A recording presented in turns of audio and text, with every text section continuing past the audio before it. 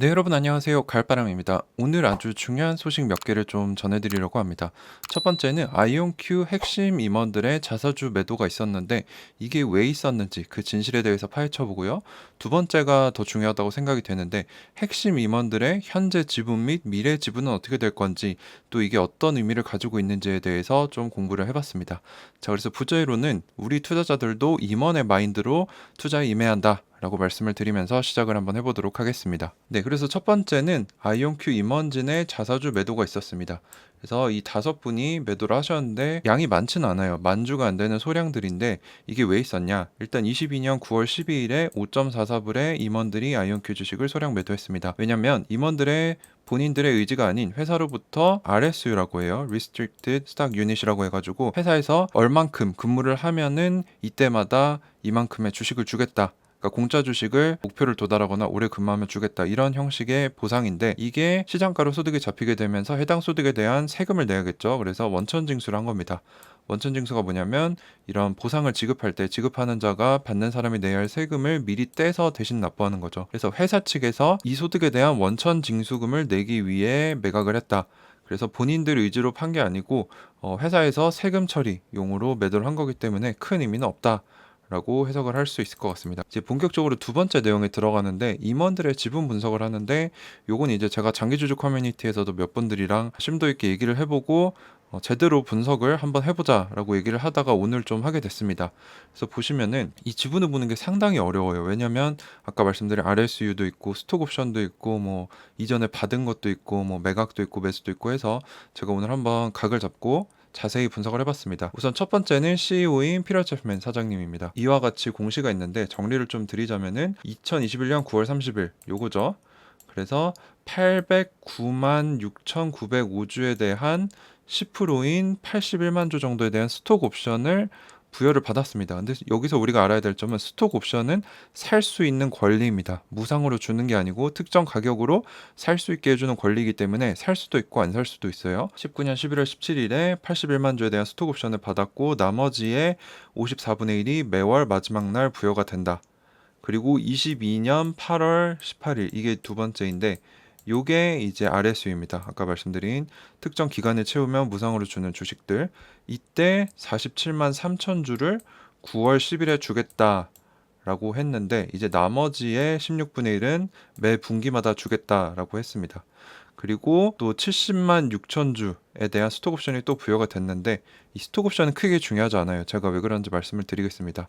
그리고 마지막으로 9월 2일에 RSU로 부여받은 이 주식에 대한 원천 징수로 7,255주를 매도를 했습니다.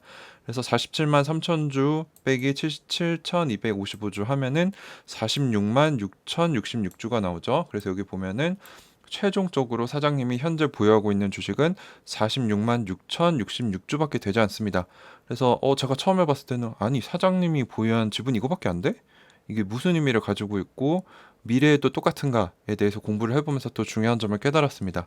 자, 뒤를 보시죠. 그래서 이건 또 다른 사이트에서 제가 본 건데 피러즐맨 사장님이 가지고 있는 최종 주식수는 46만 6,066주인 거를 확인을 했습니다. 그래서 방금 말씀드린 RSU로 이걸 받았는데 세금용으로 이걸 빼서 최종적으로는 요거밖에 안 가지고 있다. 그래서 결과적으로 CEO가 스톡 옵션으로 구매한 주식은 없었습니다.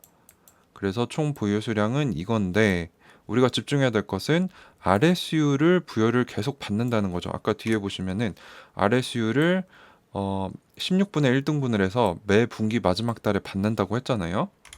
자, 그렇다면은 이거를 계산을 해보면 2026년 3분기에 남은 수량을 모두 받게 됩니다. 현재 46만 66주를 받았죠? 근데 이게 16분의 1이니까 16번을 다 받는 26년 3분기에는 총 745만 7천 주가 됩니다.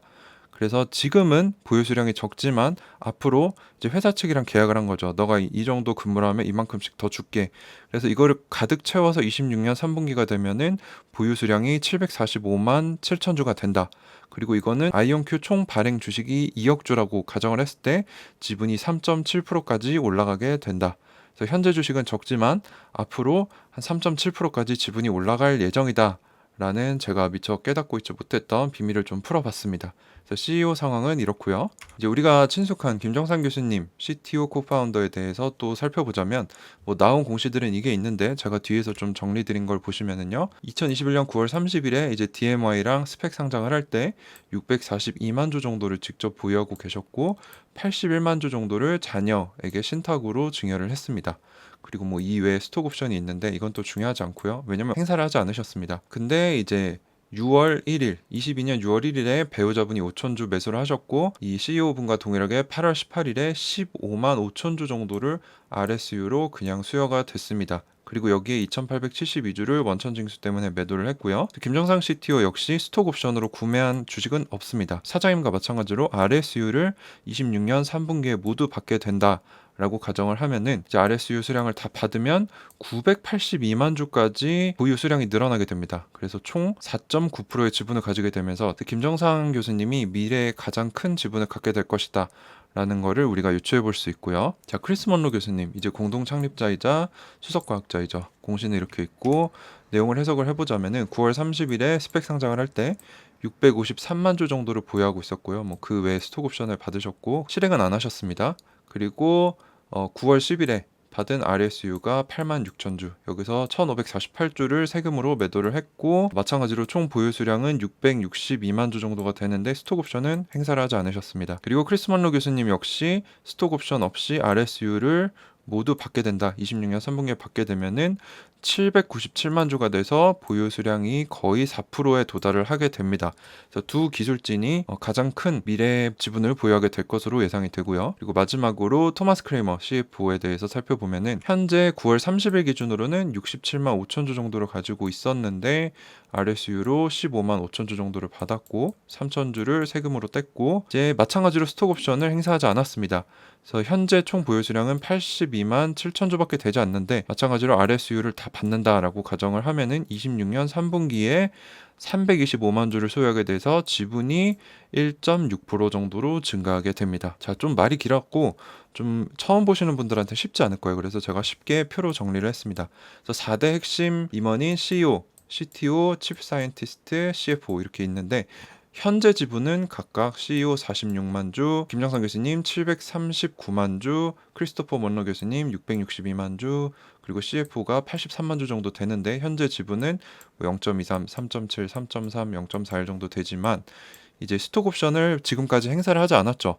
왜 그랬는지 정확히는 알 수 없지만 스톡 옵션을 행사할 수 있는 가격이 매우 낮아요. 한 1, 2달러밖에 되지 않는데 행사를 하지 않으셨고 특정 기간 근무하면 무상으로 보상으로 주는 RSU를 채우게 되면은 다 받게 되면 26년 3분기에 비중이 이제 CEO는 745만 주, CTO는 982만 주, 수석과학자는 797만 주, CFO는 325만 주로 비중이 훨씬 더 늘어나게 됩니다. 그래서 요게 핵심이고요. 그래서 요거를 여러분들이 좀 알아두시면 좋을 것 같고 그래서 오늘의 결론은 제가 지금까지 파악하지 못했던 숨겨진 핵심 임원들의 지분 되게 복잡했는데 이걸 오늘 한 2-3시간 정도 시간을 내서 일일이 다 조사하고 계산을 했습니다. 미래 지분 분석까지 완료가 됐습니다.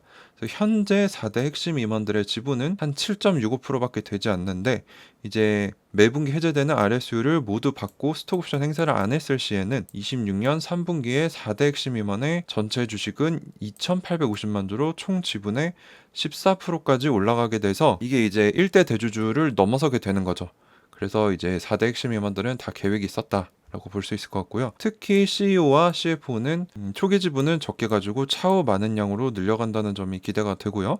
두 핵심 기술자의 지분이 제일 크죠. 그래서 이만큼 기술자들이 많이 시간을 투자하고 인볼브 돼 있다. 라고 볼 수 있을 것 같습니다. 자, 그래서 미래를 기대하면서 점진적으로 증가하는 임원들의 지분을 보면서 우리도 사업 파트너로서 참여를 한 거잖아요. 지분을 가지고 있으니까. 그래서 이런 점진적인 과부하 마인드로 투자에 임해야 하지 않나 라고 생각이 좀 듭니다.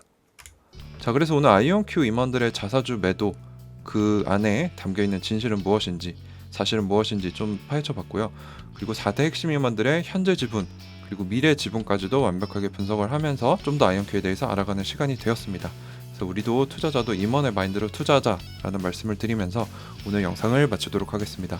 끝까지 시청해주셔서 감사합니다. 가을바람이었습니다.